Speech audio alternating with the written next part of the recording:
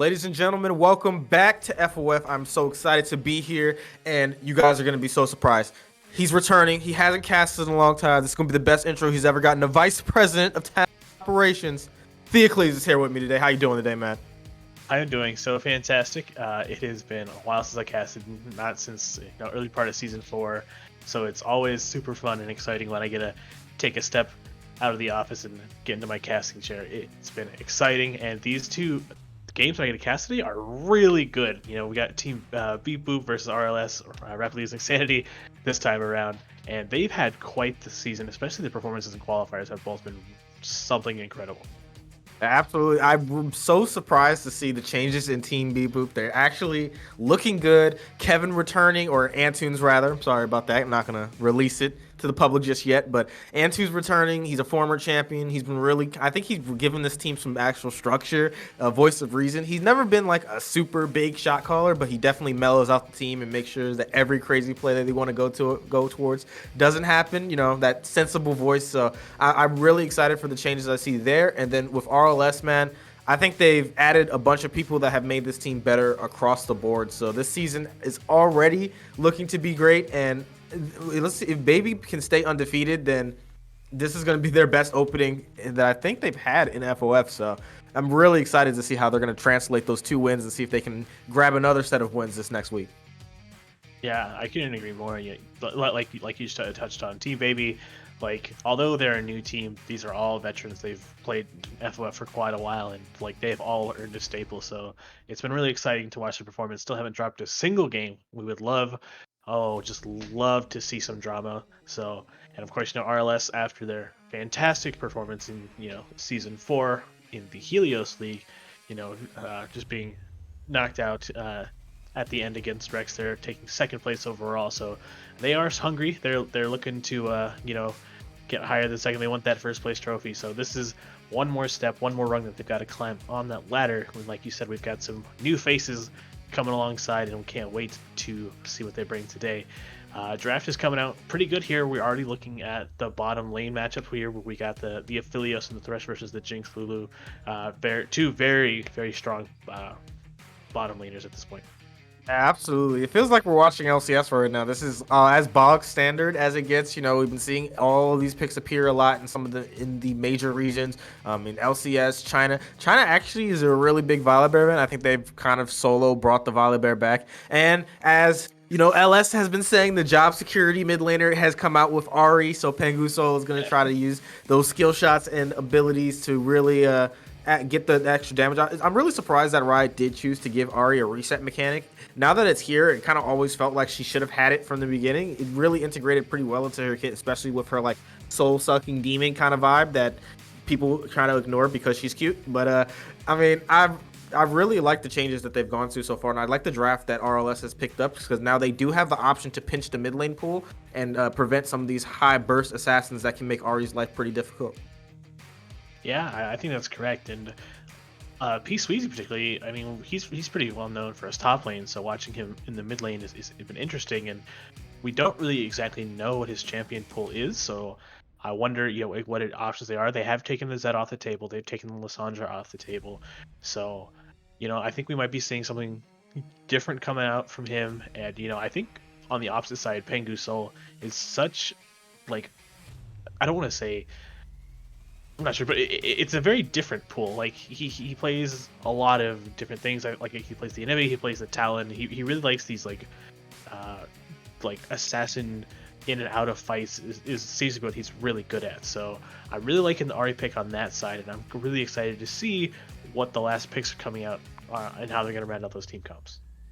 Yeah, absolutely. And, with him moving to the mid lane, I do kind of expect that he's going to at least have those champions in the pool that do transfer into the top lane as well. So, maybe we'll see a Rise come out. It actually is a pretty typical matchup into Ahri, or the Veigar, which is something that has been really popping up in a lot of major regions, and something I'd be very excited for. Actually, one of the very few champions that is good against both the dash champions as an AP mage. The cage is really effective. You can't dash through it. You can only blink over it. So I think if he does choose to go that option, I mean, it definitely is a lot of threat and AP security, and that is going to be what P Squeezy is going to choose to go to. So very typical solo lanes so far, unless they do lock in this Jax, which is our big hyper carry for Jaffe. You know, he is a big carry player. I mean, he used to be a tank player long ago, but now he likes to be a major focal point, and I do like them taking that pick over there.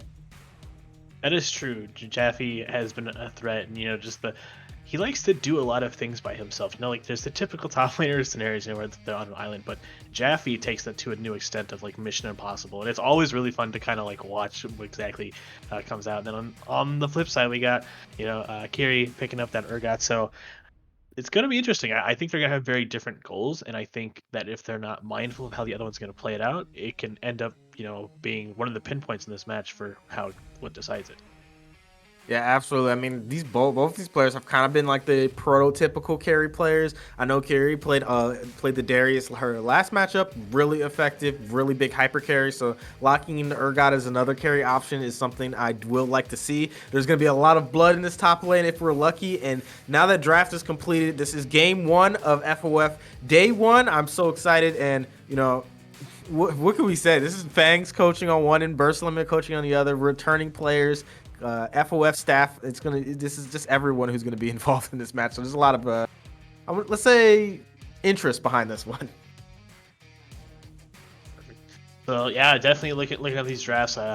We gotta before we went into the match, we gotta figure out who we think is gonna win. In my opinion, I think I'm gonna give the slight edge to Team Beep Boop. They've got the history, they've got the win record so far, and I think that they really picked a really smart draft. So I think I'm giving my edge to Team Baby on this one.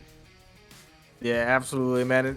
It's not really my job to think too much, but I mean, with the Volibear being taken up, he's one of a champion that I've really liked to see come back into the meta. I mean, his ultimate is just so impactful for those early dives, and Beep Boop has been very aggressive in the early play. It's actually one of Dax's strongest suit is his early game, finding those avenues to get onto the map and find those easy gank opportunities. And he's gonna have a lot of chances because mobility is not super high on RLS side. Even Ari, who does have her multiple dash and doesn't get that until level 6, and Lord knows Aphelios has nothing to dash away for unless he gets with that Gale Force.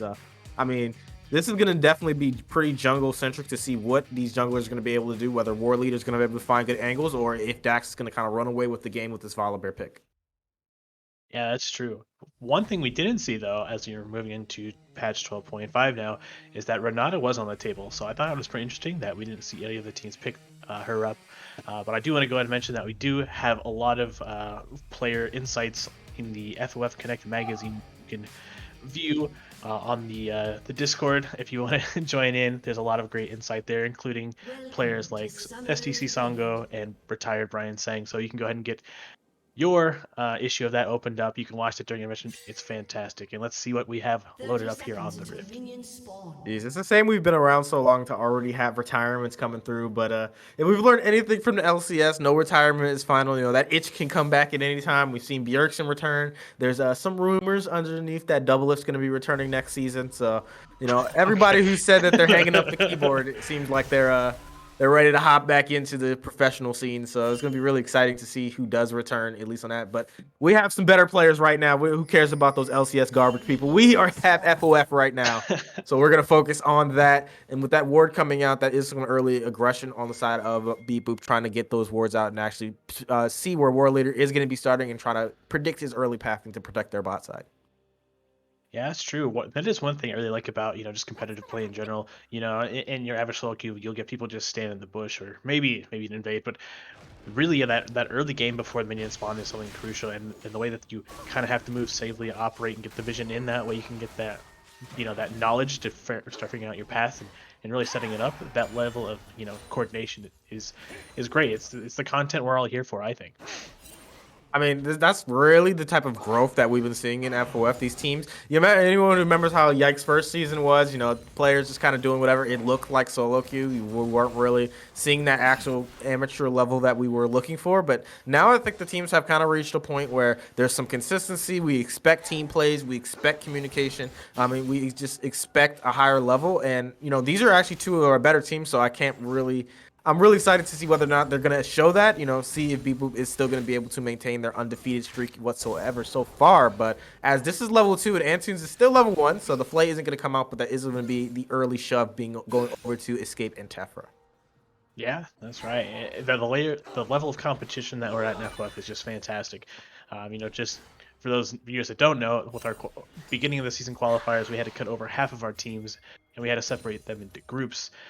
Both of these teams, both Baby and RLS, on day one earned their spot in the first day, getting 4-0 in their groups, not losing a single match. So they didn't get a play. So this is the first time that we're going to see them this season battling it out. RLS, of course, did have their first loss on day 2, I believe, of last week. And here we go, Jax. Getting that early pressure, Kira getting stunned up. Flash coming out. The flash is going to come. Good flash from Jaffe, preventing anything further. And first blood being taken for this Jax in the top lane. Well played. Jax getting ahead of that dash and preventing Kiri from getting any real mobility out from that flash.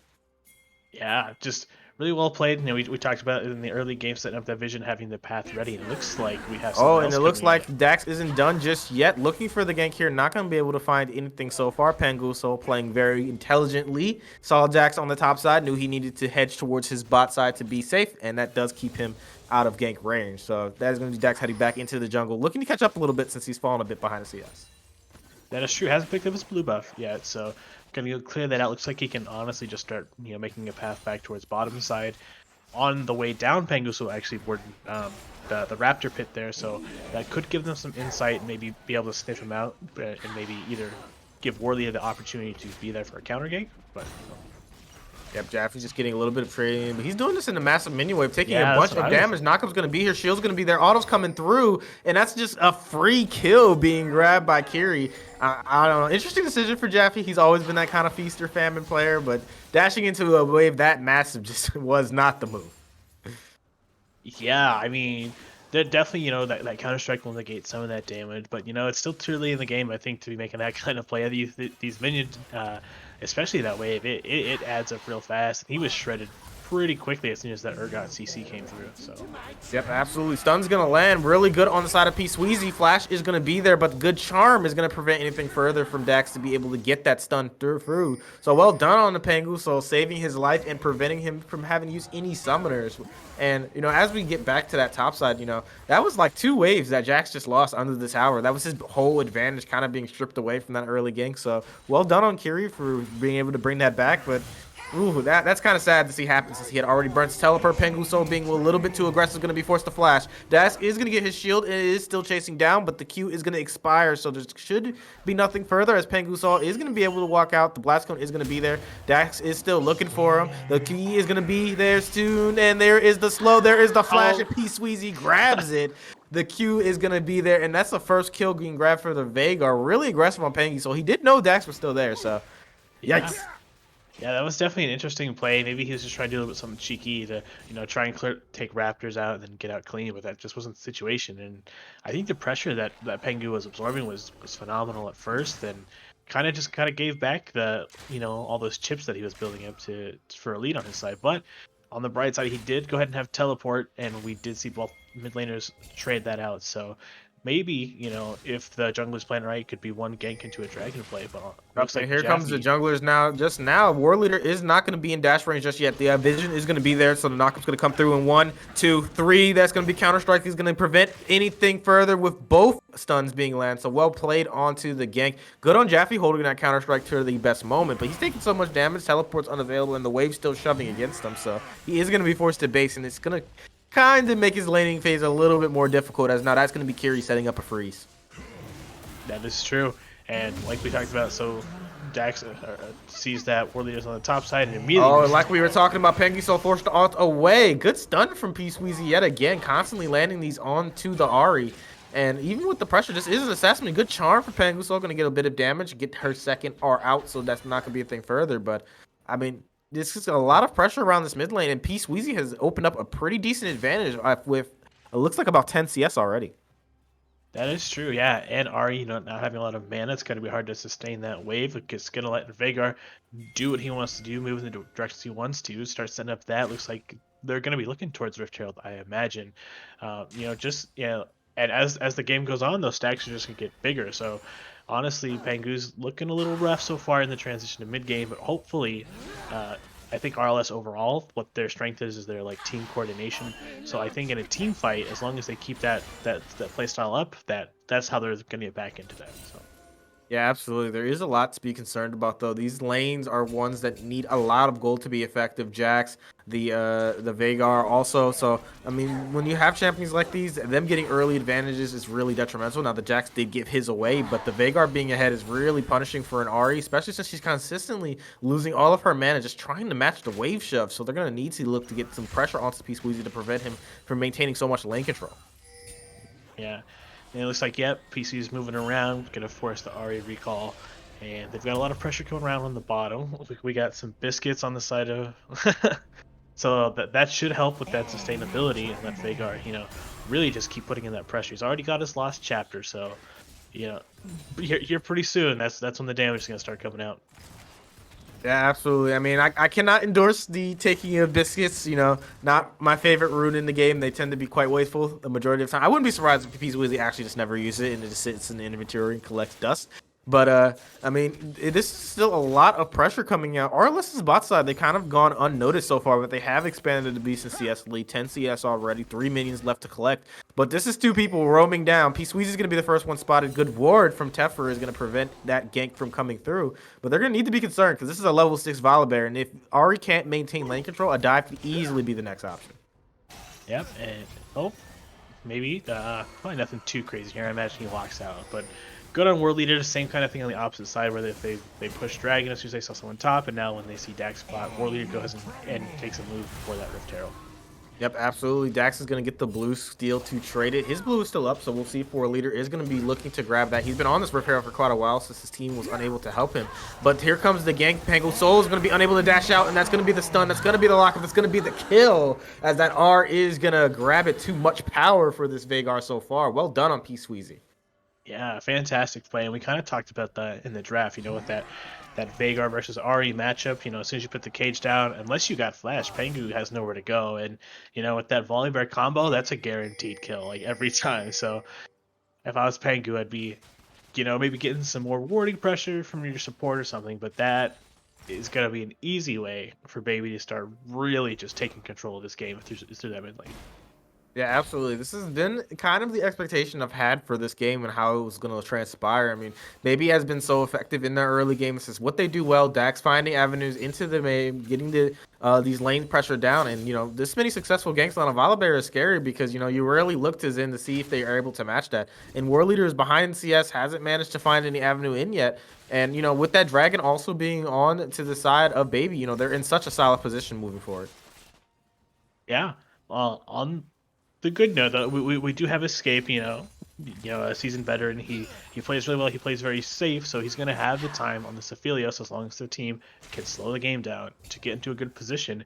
And, again, I talked about it earlier. Speaking of the time, Kiri's going to be in trouble. Flash is going to come out, and that's going to be the double stun landing. Knockup is not going to be anything further. Jaffe's going to be looking to get executed, but the R landed onto Dax, so there's nothing else Kiri has in the tank, and that's a kill picked up for Jaff. Once again, another successful gank for the side of Dax. He's really all over the map today. Yes, sir. And the goal is getting on his laners, too, so that's 4 assists, 2 to top, 2 to mid, which means they're... Up here's the ultimate, and Penguin Soul is looking for it. Charm's going to land a bunch of damage onto P-Squeezy so far, but the stun is going to land on the back end, so that does keep him safe. Well done to land the Baby Cage yet again, and the Rift Herald is going to go to the spot side, trying to feed Escape some gold. But when you're splitting it 3 ways, there's not that much just actually being funneled into the Aphelios, so, I mean, you could have hoped for a better Rift Herald play, but ooh, a lot of damage, a lot of trading. That's going to be the ultimate coming through, and all those chakrams. The blue-white is one of the most dangerous gun combos that Aphelios can have, so you got to be careful, and that does force the ultimate out of Lulu. Yep, that is true. And with all that newfound pressure, they do immediately move into the Dragon, trying to, even it up with a 1-to-1. I don't think we'll have too much contention. It looks like Volibear is elsewhere. So that's a good play on the side of RLS. I really like that aggression. I really like, the push, forcing the ultimates out, and just making them, have to respect that play. Yeah, absolutely. It's always a good decision to not play around your losing lanes. He knows bot side is the only one that hasn't had its back blown out just yet. So, they're trying to be safe, trying to make sure, that they aren't going to be putting the pressure into some place that's going to end up being worth it. So, well done on that part. They do get a little bit of gold on to this escape. And it's going to be really all on him to see how much damage he can put out on these team fights because he's going to have to really perform quite well to make up for the damage that they're going to be losing in this top and mid. Oh, but here's going to be all in. Stun's going to be close to landing. Jaffe isn't going to find it, though, when the autos are so close. But this is Kiri not being pressured out and going to be forced under her tower. She's going to be in kill range, too, if Jaffe does choose to go for that dive. So really careful is going to be necessary. Yeah, we do have two other members of RLS coming up. We see War Leader and Pengu Soul in the wakes making their way over. So this aggression from Jaffe might end up being his demise. Yeah, it would be his demise. That's going to be the Winds of War not lasting. The double stun is going to be there, so Pengu Soul hasn't gotten anything. Flash is going to be knocked out. Jaffe is going to be knocked down. So Pengu Soul on his good roam, catching the first kill for himself in the top side. Yeah, I mean, as far as the situation, maybe Jaffe is a little too aggressive, but overall, I think he played it well. He looks like for a second though he was going to get out, but just barely getting caught by the stun at the end. He did a good job dodging the Xin Zhao W, so keeping them fancy feet going, keeping them on their toes. Yeah, really playing well around this top side. Getting, Jaffe does seem to be the most punishable player on Baby. He is someone who plays very aggressive in lane, can find some avenues in, and that is some place where they were able to use it. But, I mean, they get the kill, but, a play goes over to Peace Weezy. He's happy about that, and this bot same tower is just going to be from kill to death with this roam. So, first tower gold going to be grabbed up by Luru in the bot side, 190 to the team. So, they're not that upset that Jaffe traded his life for this. Yeah, looks like they're just going to go ahead and reset, spend all that gold they've got in their pocket. I imagine we'll see Jinx probably finish her Mythic here soon. And then that's really going to let them open up. Turret Vegas fall. They can probably start pushing mid and really, just knocking one tower down after next to really push that gold lead that they've got. Yeah, absolutely. Really slow in this mid-game transition. 14 minutes on the clock is when the mid-game starts, and this is going to be on Vision. Pengu Soul is going to get stunned up. There's no way he's getting away. His life is going to be forfeited, and P. Sweezy's going to grab it on a killing spree already on this Veigar. Why was he there? Why? I was going to ask you the same question. I was like, there was. And here's Jaffe just being in jungle in the invade and just gonna kill War Leader. What's going on? What's happening? Baby's just everywhere on the map, finding pressure and kills everywhere that can be found. And that's gonna be Jack grabbing the red buff also. So, War Leader just getting punished in his jungle.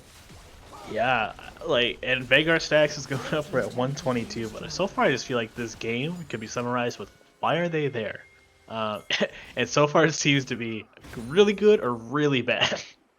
Yeah, I mean, really well done. I mean, keeping that vision in the area to spot him out as Kiri's just going to be dived. I'm sorry. Your life is not going to be long lasting. Ultimate's going to come through. Tower's going to be shut down. Peace Weezy on a rampage. So well done on the side of Baby, getting the roams out. And everywhere they go, a body drops from the side of RLS. Yeah, that play was really aggressive. All of them coming up, getting the kill. Doesn't matter. Doesn't need minions. We're going to take this right here, right now. And then, the four people just diving together and the Jinx rocket, too, just to make sure. I love that level of commitment from them. Really just not letting RLS breathe for a single minute here.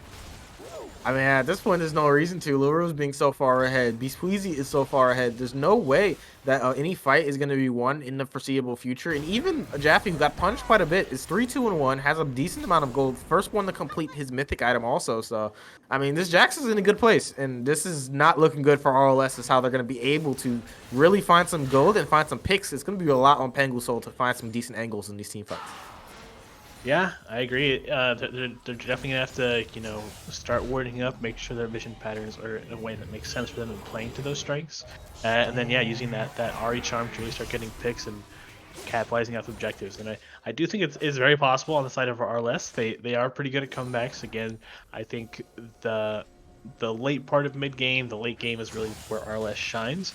So I'm really kind of holding out to see what level that comes from. But overall, I don't think most of the teams that we've even seen compete, after talking about how the level has gone up, are making these kinds of plays. This proactive 5-man into a turret just randomly, that was clearly a good amount of forethought. So these players are clearly putting in the time, outside of just competing on FOF, and it's really showing.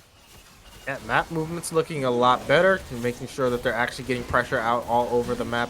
And you know, this is the most effective part we've seen on FOF. They've maintained a lot of composure, a lot of I want to say you can see the thought process behind the plays that people are making. It doesn't seem random. It doesn't seem out of sorts. You can see the communication, and that's really what we look for when we do look to see how much the growth of these teams are going to be. As that's going to be Dax just going in for the ultimate, forcing the flash out of escape. Extremely aggressive. His team wasn't even there, but I mean that's a free summoner for ultimate cooldown. I know Dax is happy about that one.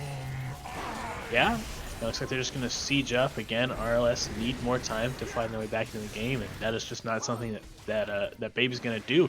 Taking those Rift Hill plays very aggressive, you know, knocking out so much of the map has just become under their control. So, yep, tier 2 mid being taken down. That is going to be a massive tower lead. We got 4-1 on this. I'm sorry, 4-2. My apologies, but I mean, unfortunate for the side of RLS giving up so much gold early. I mean, they're really going to need to turtle, but they're only 4,000 behind. You know, it could be worse. It's actually, I'm sorry, closer to 3,000. So it's not the end of the world for them in terms of gold lead. Just their pressure on the map, their map state is so lacking right now. And when Baron spawns, when next Dragon spawns, you know, they're going to be fighting for soul points, so they're going to need to have something available. yeah, I couldn't agree more. And you know, what they're starting to use the hex gates finally. We saw them kind of forgetting about that. It seems like they're starting to notice now. And you know, again with the way that we were just talking about, the pressure they're putting on, they can really capitalize off of these gates too, which is something unique to this season of League. And I'm kind of interested to see if they'll use that to their advantage. You know. Yeah, absolutely. You know, the gates are useful about 60% of the time. Honestly, this is the least amount of League I've played, so I'm kind of out of it. A little bit retired on the gameplay end. Played one game this season, so I'm actually not 100% sure how the hex gates have been transferring into solo queue. But from what I've heard, the majority of the time, people forget they're there until they are useful on their rare occasions, similar to the way plants came when they were introduced. So.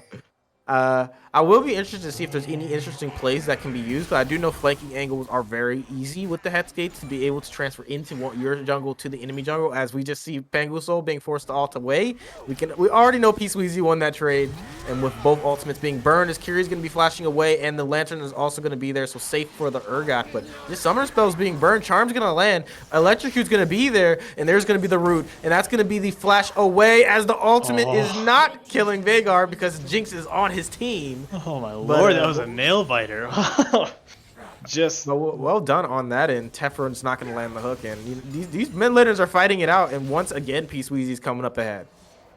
yeah, but just barely, you know. I mean, it's been pretty like one-sided, I think, for most of the trades, but that was really well played on the side of Pengu, you know. That determination of like just keep coming back and like learning. So maybe, just maybe, the next encounter, we'll see if it goes to Pengu. Yeah, it's just really sad because when Ari falls behind, you know, just the damage you expect is not going to be there. She doesn't get the Luton, so her magic pen is quite lacking. Everfrost is the best item on her, so there's nothing really to complain about that. But that makes her more utility focused and just raw burst damage. So I mean, for a champion like Veigar, I mean, when he can already tank your full combo, it's not looking too good. Yeah, I would agree. I think, you know, the thought with the Everfrost here is that Pengu's just really trying to slow the fights down, and I think that Escape will probably be the one trying to pump out the DPS. He is sitting, you know, at a good amount of gold, almost up to 200 CS at 20 minutes, so he's really, you know, putting in the effort to make that happen. So we will see if that itemization ends up paying off for them in the end. Yeah, when we look at the gold, the items are extremely comparable on these 80 carries. The goal overall is pretty close. I mean, Escape is going to be ahead just 100, so nothing massive so far. But the biggest gap is obviously going to be in this mid lane, where we have 2,100 gold difference. P-Sweezy is just massively far ahead of the curve. And for a champion that scales as well as Veigar, I mean, if he's going back to base and he's grabbing a death cap soon, you know, really scary for the potential growth of this champion, just consistently stacking up his AP, already having 164 AP built up in the bank. Yeah, that's pretty nuts. We're only at 20 minutes. This guy is pretty much just like cashing in death cap after death cap here pretty soon, you know? Like, yep, and actually, here's the charm landing. There's going to be the Everfrost root. Also, their Q is going to be there. Stun's going to be followed through. Pangosol forced to ult away yet again as Escape's just going to face check Jaffe. That's way too much damage, and he's going to die instantly. So well done for the Jax collecting up another kill. But Escape, what are you doing, man? Just walking up and just not being able to be supported by his team. yeah, it looks like he kind of saw some commitment to the bot lane. Hopefully, was just trying to put the vision down, but I don't think you can do that, especially not with these Titans, just standing around. And especially when we think about the start of this game and what Jax was up to, the way he's kind of gotten back into the game is quite impressive. After being, what was it, like 0-2 at one point, but Yeah, Jack is an interesting player. He kind of hovers in between throwing the game and then saving it. So he's definitely kind of been on par for his typical arrangement of how he likes to play the game and what he can bring to a team. But now he's in full carry mode, 4-2, has a shutdown in his pocket, one of the stronger cherries right now, and Escape's walking up by himself, just going to get instantly flashed on by Dax. Really well played gank, and this is going to be Escape dropping to the Volibear, as that's going to be the first kill. Ultimate's going to come in, Kiri's going to be in trouble, Otto's coming through, so much damage from Luro, as so much gold, unstoppable for P-Sweezy, and everyone's just dying one at a time, as Pangusol is going to be forced to use that last ultimate away. Yeah, that's true. I'm not quite sure. Maybe RLS feels like they're having an off day, because I feel like usually Escape is really good at positioning, and the last couple plays seem to, put him in a questionable spot. Oh, there we go. Jinx is excited. That's going to force the ultimate out from War Leader, so a big cooldown just used for nothing, and that's going to be Inhibitor drop him in at 22 minutes. One of the most impactful inhibitors that you can grab bot side when you have Baron available is the one that does get the most advantages. I mean, they're going to need to close out fast because you don't like to be funneling this type of gold into a Aphelios, but I mean, this is the pressure, the gold, all the map movements that we've been seeing from Baby have just been too good this game. RLS hasn't been able to match them in any lane, and they've been managing to just come out ahead on all of these trades. Yeah, I couldn't agree more. The gold just keeps scaling up. We're on 3 dragons in 3 minutes. We will be at soul point for the side of Baby. Oh, there we go. Answer's gonna pick. That's gonna be the hook coming through, but double stun as Jaffe's gonna flash in. Warleader taking a bunch of damage. He doesn't have ultimate available, so he's gonna be dropping in short order. Jaffe's gonna grab up the first one. Now the full team fight is on. Teffer is gonna land the root. Dax is gonna be taken down from Escape, who's kiting back. This stun is gonna be landing, and Jax is gonna obliterate the Aphelios, getting that last bit of damage out. Execute's gonna be coming soon. That's gonna be Urgot grabbing it. Stun is gonna be landing for Kiri, though. So much damage coming through as the Execute's coming. Loro is looking to be good cleanse from the side of Loro, as Teffer is not gonna make it. Sweezy's gonna grab that one. A Pengu Soul's gonna be in trouble. The W isn't gonna land, so no more slows. But the lethal tempo autos, the last one's gonna come through, as that is the ace already for the side of RLS. Fantastic play coming out from this 80 carry, grabbing up everything. That was a really quick cleanse.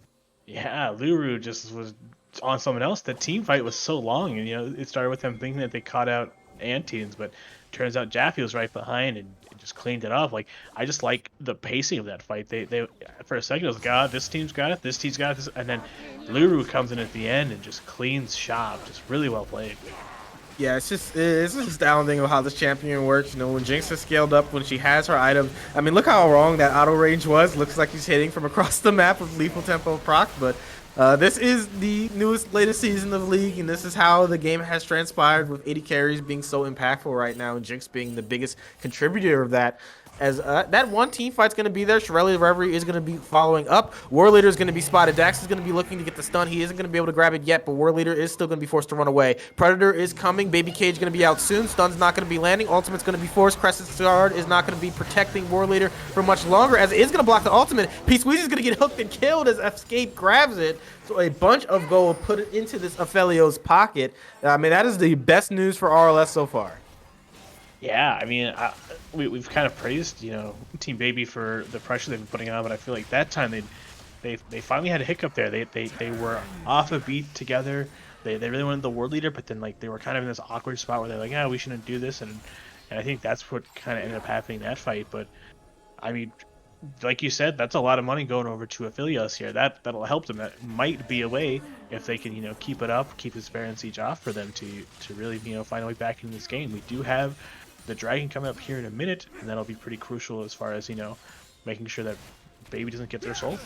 Oh, here we go. Loro's going to dodge the dash for Women's War. Escape taking a bunch of damage, forced to walk away. That's going to probably seed the inhibitor already. I mean, Baby has just not let up on all of this pressure, constantly getting the gold out. P-Sweezy isn't even going to be available, but Teleport is going to be there on their end. They're going to look to do that.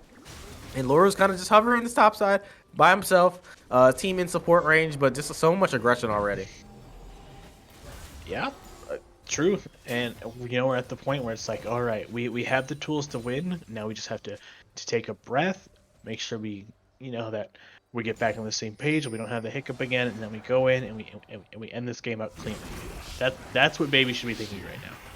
Yep, and speaking of the same page, it's fight time, because this is the dragon spawning, and it's gonna be Soul if the side of Baby is gonna be able to grab it. As Dax is just gonna be taking the portal in into the middle of the enemy team, isn't gonna die for it, unfortunately. But now everyone's gonna be forced to walk through this choke against the Veigar. This is so dangerous. The stun is gonna land on one. War Leader's gonna be in trouble. Auto's coming through, and he's gonna instantly be the first one to drop. That's gonna be Pengu Soul following. And now this fight is on, and Jaffe is gonna be the first one to kite out. But everyone's just dying. There's no support. P Squeezy's gonna grab a double kill, and Dax is going to be looking for Escape. Escape is the last one alive, trying to survive, and is unable to do so, as that is a double kill picked up for Luru, and that is going to be Baby taking the game with another well-played team fight. Absolutely. After another great play, you know, forcing those choke points, really giving Luru the space to just get those autos in for free. And they're like, you know what, we don't even need this whole play. Let's just go ahead. Let's end this game out clean. Taking a 3-0, we now see the Baby the top of the standing still. And we just got to ask the question, who's going to be the one that takes them down? Yeah, absolutely phenomenal game for Baby, maintaining their dominance, still undefeated from both the play-in and the live games that we've been produced so far. I mean, fantastic for them also so far, and I mean, I'm just so impressed with how all of their players have been. You know, Luru kind of hovering back into the bot lane, really being comfortable. Him and Antunes making a lot of pressure. I mean, a 0-0-16 support. I mean, what more can you ask for? And then P Squeezy just playing a phenomenal game in the mid, both pressuring out Pengu Soul in the 1v1, but also being the first one to move for a lot of plays and allowing Dax to have all of that jungle control. So, I mean, this team, I mean, other than this weird mishaps from Jaffe, who, you know, you kind of you got to pray to your god of Jaffe to see what player you're going to get. But, I mean, other than that, they played an immaculate, clean game, and RLS was one of their main contenders, so they already shown themselves to be probably the most dominant team in the league so far. Yeah, couldn't have said it better myself. And, you know, you touched on it. There's so many players on the side of Baby that did so well. So for those fans that are watching, don't forget, as soon as this match closes, there is a poll going on. Go ahead and click your favorite, give them a vote. Really let these players know that you appreciate watching them. And, you know, after that, we should be moving very shortly here into the interview with Team Baby. Absolutely. With game one being concluded and Baby taking another win, I cannot wait to hear from these players, as in just short order, we'll have our first interview of the day.